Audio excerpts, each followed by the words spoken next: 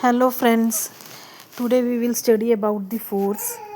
It is class 8th topic of what is force and a push or pull on the object is called force. A push or pull on the object is called force.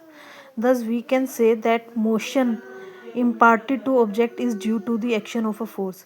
कि motion जो object के अंदर होता है वो किसकी वजह से होता है, फोर्स की वजह से होता है. फोर्स एक्चुअली क्या है, किसी ऑब्जेक्ट को पुश करना या पुल करना, इस एक्शन को हम फोर्स बोलते हैं. और उसकी वजह से ही किसी ऑब्जेक्ट में मोशन होता है, कोई ऑब्जेक्ट मूवमेंट में आता है. Force due to an interaction. Force actually होता क्या है, जब दो ऑब्जेक्ट्स आपस में इंटरेक्ट करते हैं तब फोर्स होता है. जब दो ऑब्जेक्ट्स एक दूसरे को पुश करेंगे या पुल करेंगे, एक दूसरे के साथ इंटरेक्ट करेंगे, तब फोर्स अकर होता है. Force is applied on an object in the same direction add to one another. जो फोर्सेस सेम डायरेक्शन में अप्लाई होते हैं ऑब्जेक्ट के ऊपर, कोई ऑब्जेक्ट रखा है उसके ऊपर हम एक या एक से ज़्यादा फोर्स सेम डायरेक्शन में लगा रहे हैं, तो वो फोर्सेस ऐड हो जाएंगे आपस में. जैसे कि टू पीपल एक चेयर को क्या कर रहे हैं, पुश कर रहे हैं, तो दोनों के फोर्सेस ऐड हो जाएंगे और उतनी ही मोशन से वो चेयर, उतनी ही उसके अंदर मूवमेंट होगी जितने फोर्सेस उसके ऊपर लगेगा. If a force act in the opposite direction, अगर अपोजिट डायरेक्शन में फोर्स एक्ट करता है किसी ऑब्जेक्ट के ऊपर, तो नेट फोर्स क्या हो जाता है उसके ऊपर, difference between the two forces, उन दो फोर्सेस के बीच का डिफरेंस.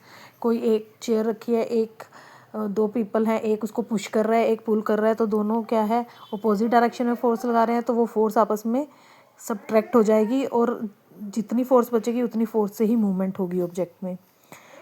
एक मिनट. Force could be larger or smaller than the other or equal to each other. Forces एक दूसरे से ज़्यादा या कम हो सकते हैं या इक्वल भी हो सकते हैं.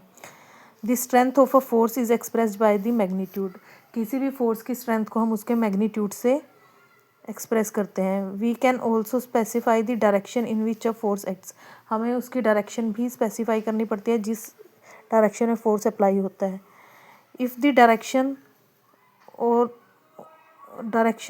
the or the magnitude of the applied force changes, its effect also changes. अगर फोर्स की डायरेक्शन या मैग्नीट्यूड चेंज होता है तो उसका इफ़ेक्ट भी चेंज हो जाता है. मतलब कितनी इफ़ेक्ट से कितना मूवमेंट होगा ऑब्जेक्ट में, वो भी उसकी वजह से चेंज हो जाता है. जैसे अगर दो ऑब्जेक्ट्स दो फोर्सेस अपोजिट डायरेक्शन में वर्क कर रहे हैं तो वो सबट्रैक्ट हो जाएंगे, तो इफ़ेक्ट कम हो जाएगा. ऐसे ही अगर मैग्नीट्यूड चेंज करते हैं, वैल्यू फोर्स की बढ़ाते हैं या कम करते हैं, तो उससे भी क्या होता है, इफ़ेक्ट जो है फोर्स का वो चेंज हो जाता है. आई होप आपको समझ आया होगा. Thank you for watching. अगर कोई डाउट हो तो आप पूछ सकते हो. Please like, share and subscribe my channel. Thank you very much.